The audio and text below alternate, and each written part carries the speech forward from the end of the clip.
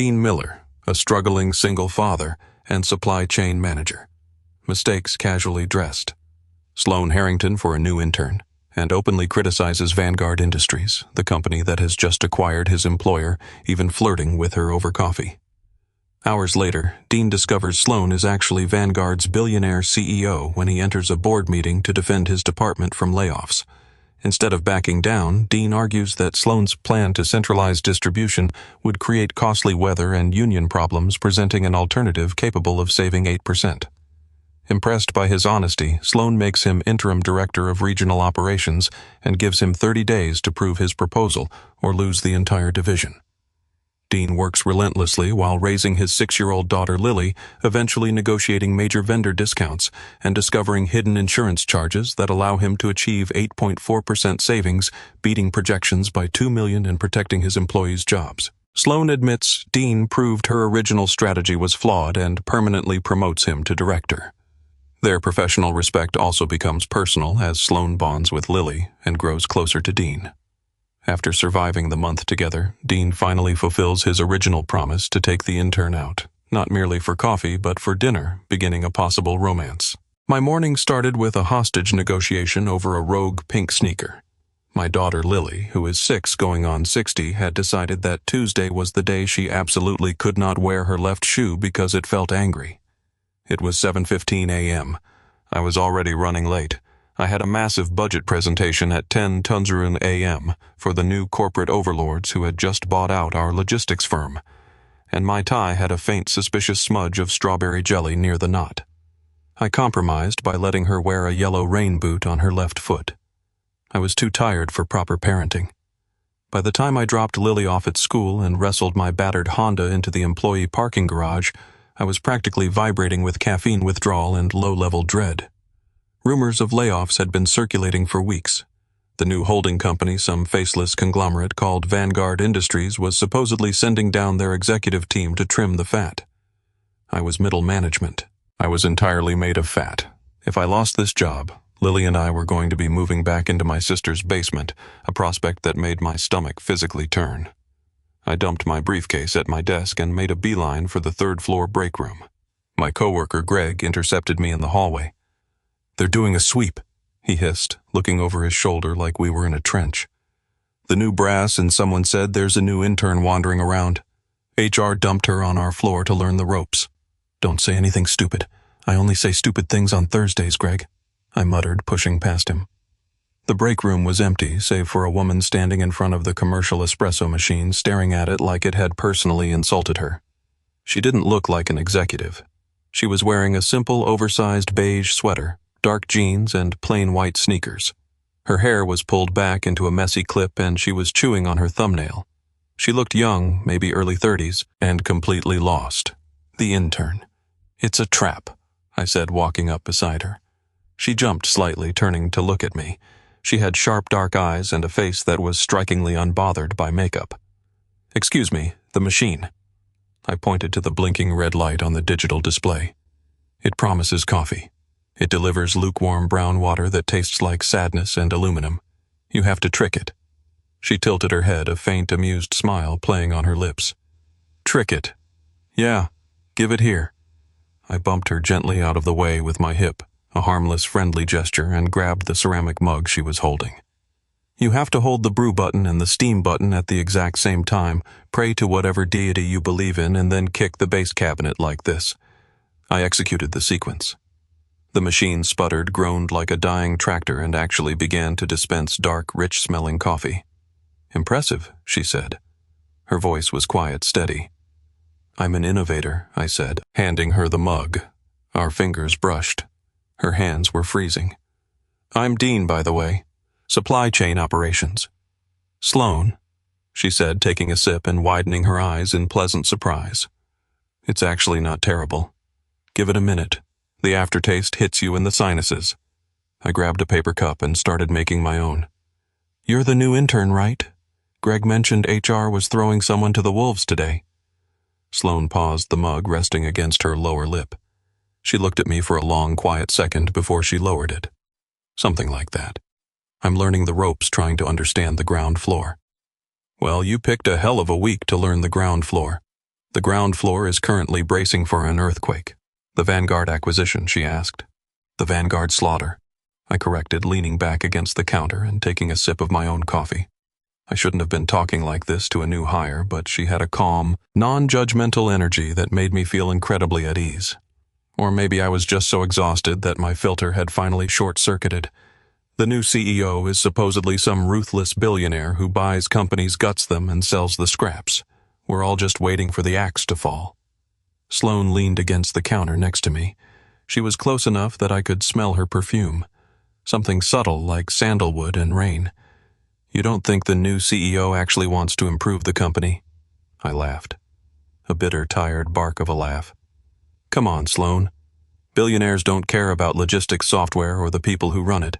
They care about margins. They sit in their glass towers, look at spreadsheets, and cut line items. They don't know that cutting the regional distribution budget means firing guys like me who have mortgages and 6-year-olds with expensive shoe habits. She stared at the black surface of her coffee. You have a 6-year-old? Yeah, Lily. I pulled out my phone, entirely unprompted, and showed her my lock screen. Lily covered in mud, holding up an earthworm like it was an Olympic medal. She's a menace to society. I love her more than breathing. Sloane's expression softened. It was a genuine, unguarded look. She's beautiful, Dean. She's expensive, I joked, pocketing the phone. Hence why I'm sweating bullets over this presentation at 10. I have to stand in front of the Vanguard execution squad and justify why my department shouldn't be dissolved. What's your defense? She asked. She was looking right at me now. The casual intern vibe was gone, replaced by a sudden intense focus that made the back of my neck prickle. My defense. I sighed, running a hand through my hair. The truth. Vanguard's algorithm is flawed. They want to centralize distribution in the Midwest to save shipping costs, but they aren't factoring in the weather delays or the localized union strikes in those hubs. If they axe my regional teams, their delivery metrics will tank by Q3. It looks good on paper today. It'll bankrupt their reputation tomorrow. Sloane didn't say anything for a long time. She just watched me processing. Anyway, I said, suddenly feeling self-conscious. Listen to me trauma-dumping on the new girl. I'm sorry. Let me make it up to you. If we both survive today, let me buy you a real coffee down the street, not this machine water. She smiled. It was a slow, dangerous kind of smile. I'd like that, Dean. Great. I'll find you later, Sloane. I gave her a parting wink, a stupid, cheesy wink that I instantly regretted, and walked out of the break room feeling slightly better about my morning. The 12th floor boardroom smelled like lemon polish and cold hard cash. I stood outside the heavy glass doors at 9:55 a.m., my palms sweating through the cheap fabric of my slacks. Greg was pacing beside me, looking like he was about to physically vomit into the hallway ficus plant. They already fired Henderson, Greg whispered, frantically checking his phone. Just boxed up his office. 30 years he gave this place. Poof, gone. I swallowed hard. The strawberry jelly stain on my tie felt like a neon sign pointing out my incompetence. I thought about Lily's yellow rain boot. I thought about the mortgage payment due in 2 weeks. We go in. We state the facts. We get defensive. I said, trying to convince myself as much as Greg. We know the numbers better than they do. An executive assistant opened the door. Gentlemen, they're ready for you. We walked in. The room was vast, dominated by a massive oak table. Floor-to-ceiling windows offered a panoramic view of the city skyline, gray and indifferent. There were 5 people seated around the table. 4 of them were older men in tailored suits, shuffling through printed dossiers. The 5th person sat at the head of the table. She wasn't wearing a beige sweater anymore. She was wearing a razor-sharp, dark charcoal blazer. Her hair was pulled back tight. The white sneakers were gone, replaced by a presence so commanding it practically sucked the oxygen out of the room. It was Sloane. My feet stopped moving. My brain flatlined. I felt a cold, prickling sensation wash over my entire body, starting from my scalp and sinking heavily into my boots. She looked up from the dossier in her hands. Her dark eyes locked onto mine. There was no friendly intern smile. There was no shared camaraderie over our broken machines. She looked at me with the cool, calculated detachment of a predator, observing a very slow, very stupid mouse. Gentlemen, one of the older men said without looking up. Take a seat. We're tight on time. Let's get straight to the supply chain operations budget. I moved like a malfunctioning robot. I pulled out a leather chair and sat down. My throat was sand. Mr. Miller, the man continued, finally glancing at me. You're heading this department. Our CEO, Ms. Harrington, has reviewed your preliminary numbers. Ms. Harrington, Sloane Harrington, the billionaire who just bought the company. The woman I had literally bumped with my hip complained to and tried to hit on while making fun of her own business strategy. I looked at her. She didn't blink. Mr. Miller, Sloane said. Her voice echoed in the cavernous room. It was the same voice from the break room, but stripped of all warmth. Your department represents our highest overhead. The current plan is to dissolve the regional teams and fold them into the central Midwest hub. I understand you have objections. I wanted to crawl under the oak table and die. I wanted to apologize. I wanted to say I had an aneurysm in the break room and didn't know what I was saying. But then I thought about Henderson packing up his desk. I thought about the sheer arrogant way these people played with our lives. And mostly I thought about the fact that I was already dead. You don't insult the billionaire CEO to her face and keep your job. There was nothing left to lose. I sat up straighter. I ignored the jelly stain. I do have objections. Ms. Harrington, I said, my voice shaking slightly before I forced it steady. Centralizing in the Midwest is a mistake. The older man scoffed. The algorithm projects a 12% reduction in transport costs. The algorithm doesn't drive the trucks, I fired back, not looking at him, keeping my eyes locked on Sloane. The algorithm doesn't account for the fact that Chicago gets buried in snow for 3 months, halting the entire fleet. It doesn't account for the local union contracts on the East Coast that will penalize us heavily if we break our regional agreements. You'll save 12% on paper in Q1. You'll lose 20% in operational delays by Q3. It's short-sighted. Silence descended on the room. It was thick, heavy, and terrifying. Greg was holding his breath so hard I thought he might pass out. Sloane steepled her fingers. She leaned forward, the expensive fabric of her suit shifting seamlessly. Short-sighted. Yes, you said earlier today, Sloane said, her tone dangerously, even that executives sit in their glass towers, look at spreadsheets, and cut line items that we don't know what we're doing. The 4 men in suits snapped their heads toward me, horrified. Greg whimpered. I did say that I admitted holding her gaze. And based on the Midwest proposal, I haven't seen anything to prove me wrong. One of the men stood up, his face red. Ms. Harrington, I apologize for this insubordination. We can have security. Sit down, David Sloane snapped. She didn't yell, but the sheer authority in her voice made the man drop back into his chair instantly. She kept her eyes on me. For a fleeting microscopic second, I thought I saw the ghost of the smile she had in the break room, but it vanished instantly. Do you have a counter-proposal, Mr. Miller? She asked. Or do you just complain in break rooms? I opened my folder. I have a restructured regional model. It keeps the current teams in place space, but renegotiates the vendor contracts using Vanguard's combined purchasing power. It saves 8%, not 12%, but it's bulletproof against weather delays and union blowback. Pass it down, she ordered. I slid the binder down the long table. She opened it and began to read. The room was dead silent for 5 agonizing minutes. The only sound was the ticking of the wall clock and the flipping of heavy paper. Finally, she closed the binder. The rest of you are dismissed, she said to the Mr. Miller, stay behind. Greg shot me a look of pure, unadulterated pity as he hurried out with the others. The heavy glass doors clicked shut. It was just me and the billionaire. Sloane stood up from her chair and walked slowly toward my end of the table. The click of her heels sounded like a countdown clock. She stopped a few feet away, crossing her arms over her chest. A yellow rain boot, she asked quietly.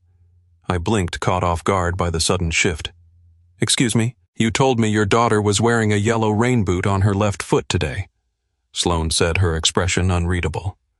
Is that true? Yes. I breathed, utterly confused. Good, she said, tapping her fingers against her arm.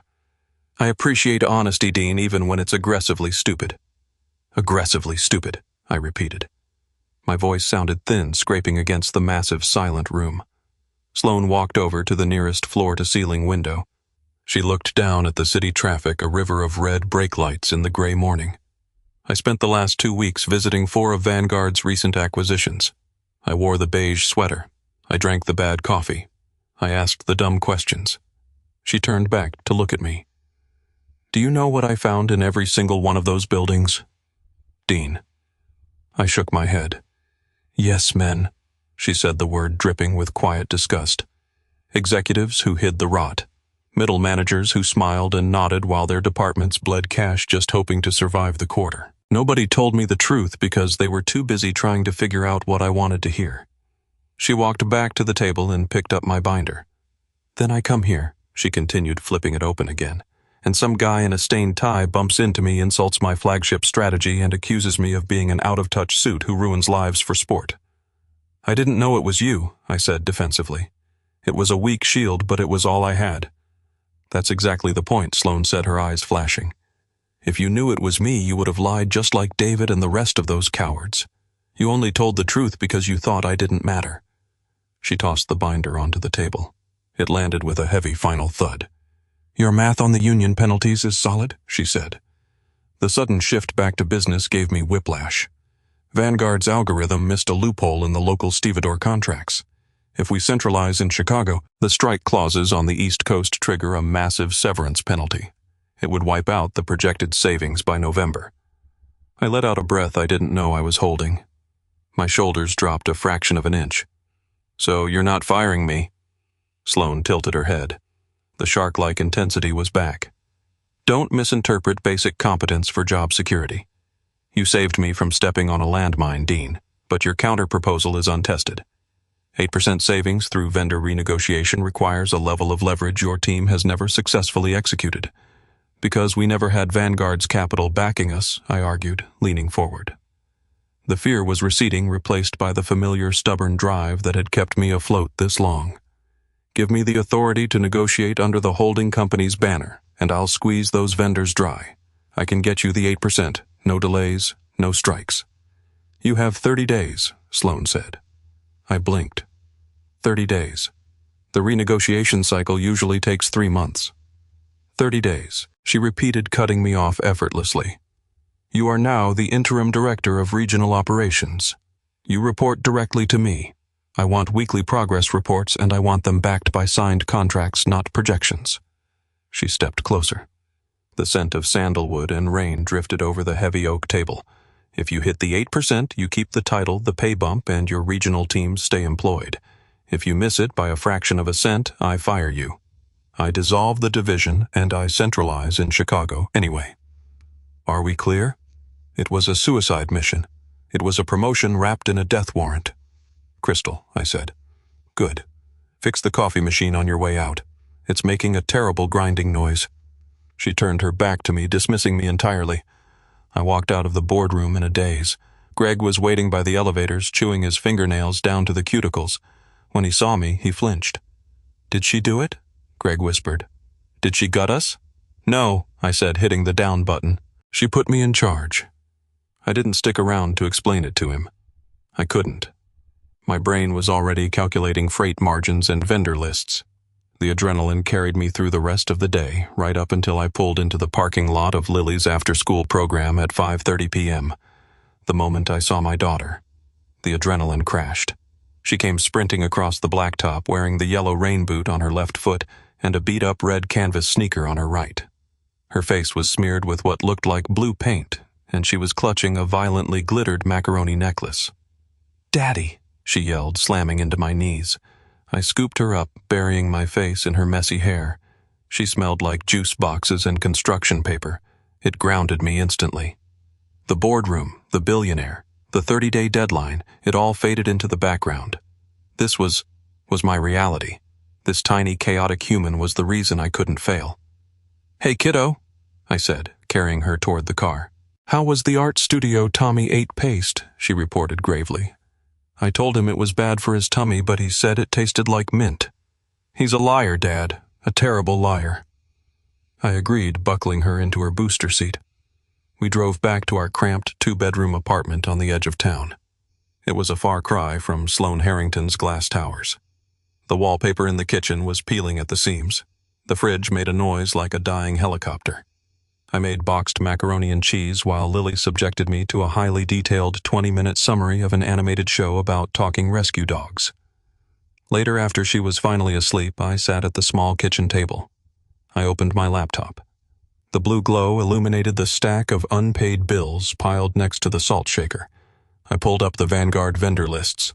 I had 30 days to save my job, save my team, and prove to a woman who bought companies for breakfast that I wasn't just a guy with a stained tie. I started typing. I didn't sleep. By week 3, I was running on black coffee and sheer panicked momentum. I had secured 6 of the necessary 8 vendor contracts. The negotiations were brutal. I was using Vanguard's massive market share as a bludgeon, forcing local suppliers to slash their rates in exchange for volume guarantees. It was dirty, exhausting work. I was practically living at the office, and the guilt of leaving Lily with my sister Sarah every evening was eating a hole in my stomach. It was a Friday night, 7:45 p.m. The corporate office was a ghost town, but I was down at the main regional distribution center, a massive concrete cavern on the industrial side of the city.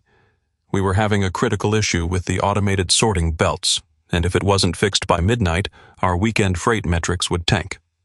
To make matters worse, Sarah had called in sick with a stomach bug at 600. I had no backup babysitter. So Lily was currently sitting in the warehouse manager's glass-walled office, drawing aggressively on a stack of blank shipping manifests with a green marker. She was wearing her pajamas, a matching set covered in cartoon dinosaurs. I was out on the floor yelling over the deafening roar of diesel engines and hydraulic lifts.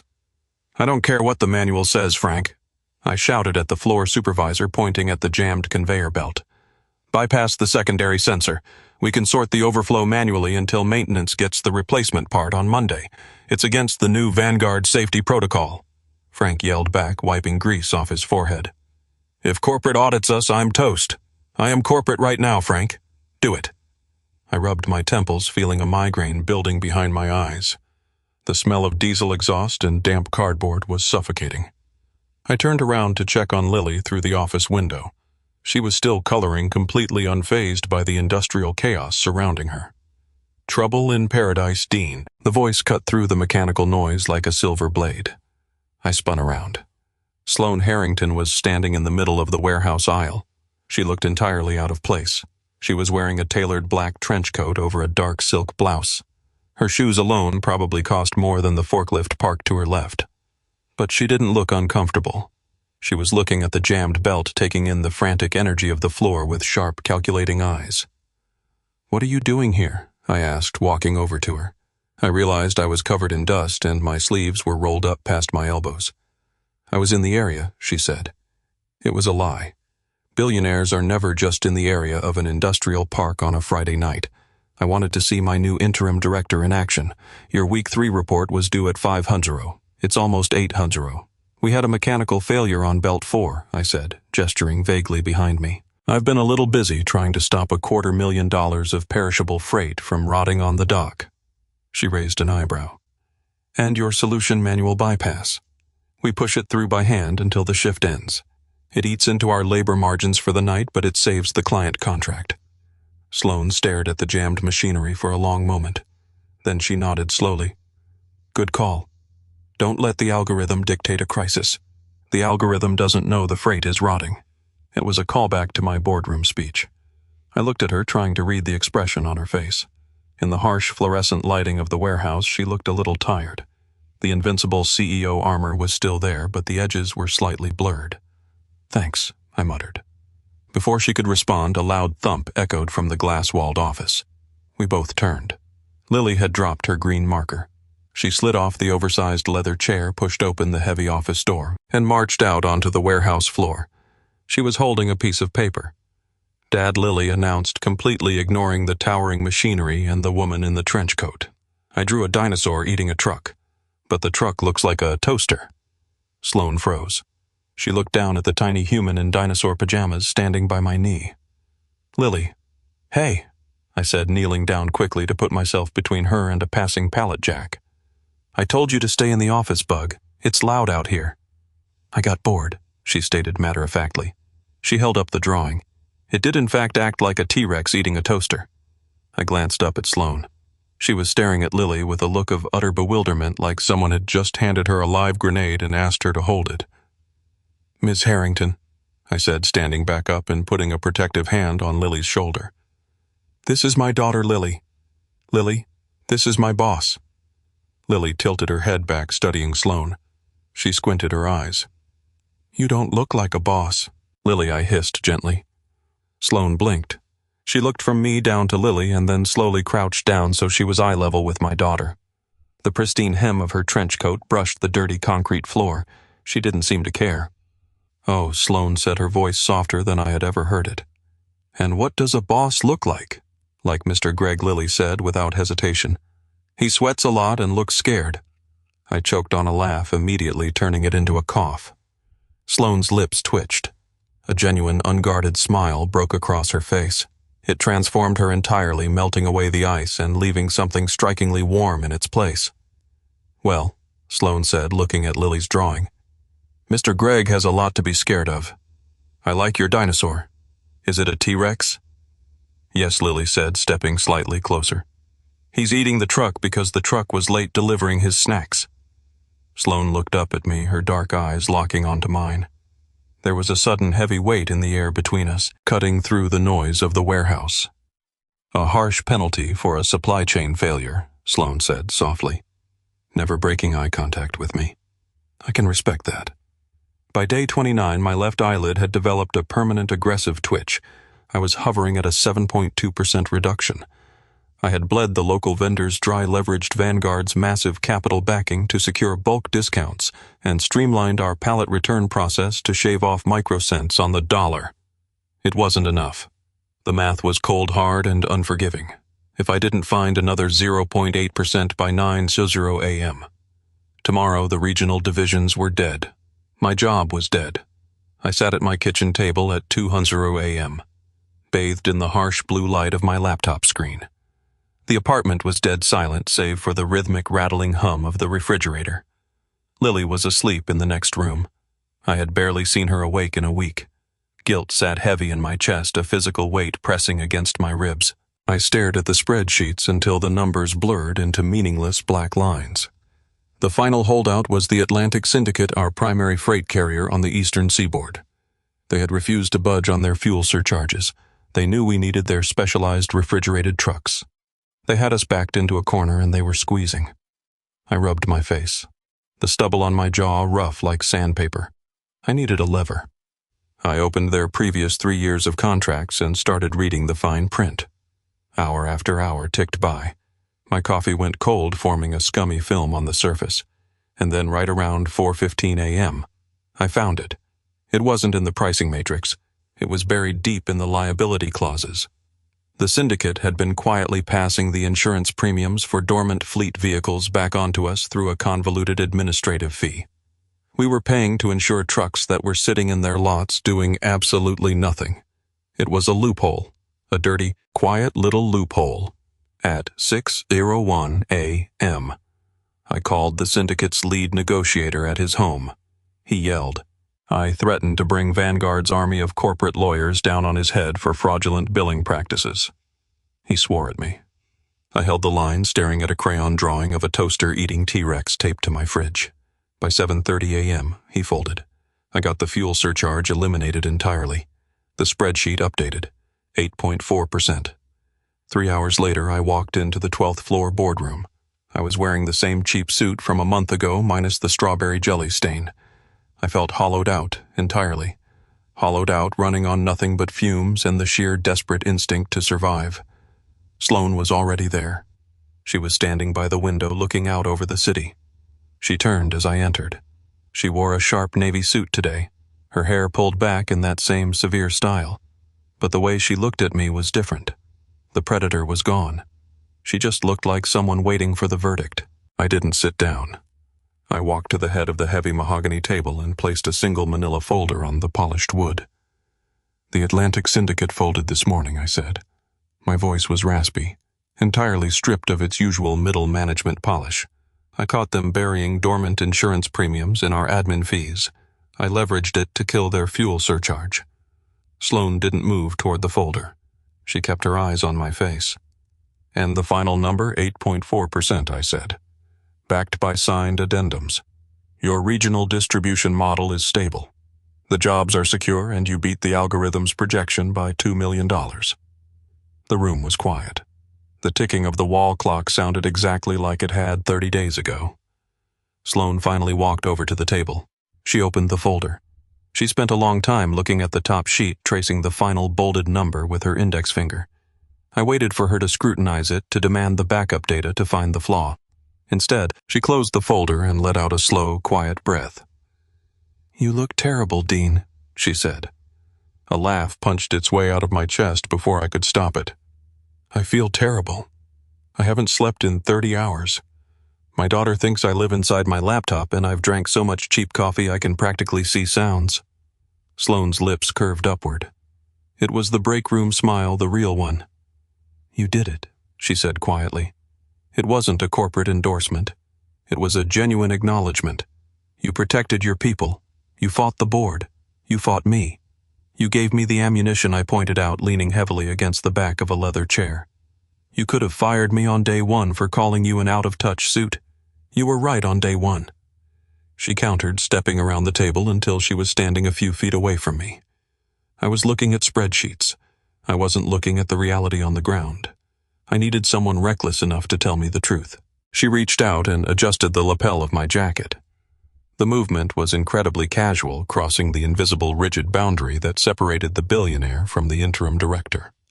Her fingers brushed against my chest. They were still cold. "The interim tag is gone," Sloane said, looking up at me. "The division is yours, Director Miller. Take the rest of the week off. Go take your kid to the art studio. Buy her some new markers." I looked down at her. The exhaustion in my bones was suddenly replaced by a strange electric clarity. "I made you a promise 30 days ago down on the 3rd floor." Sloane tilted her head, her dark eyes reflecting the gray light from the massive windows. "Did you?" "Yeah," I said, holding her gaze. "I told the new intern I was going to buy her a real coffee down the street if we survived the day." She didn't step back. The air in the boardroom felt heavy, charged with something entirely incorporated. "We survived the month, Dean. I think that warrants more than just coffee." "Dinner," then I said. It wasn't a question. Sloane Harrington, the ruthless CEO who gutted companies for sport, smiled up at me. "Dinner," she agreed softly. "But you're picking the place. I have terrible taste in break room machinery." I laughed, the sound echoing off the glass and mahogany. For the first time in months, I wasn't bracing for the earthquake. I was just standing on solid ground.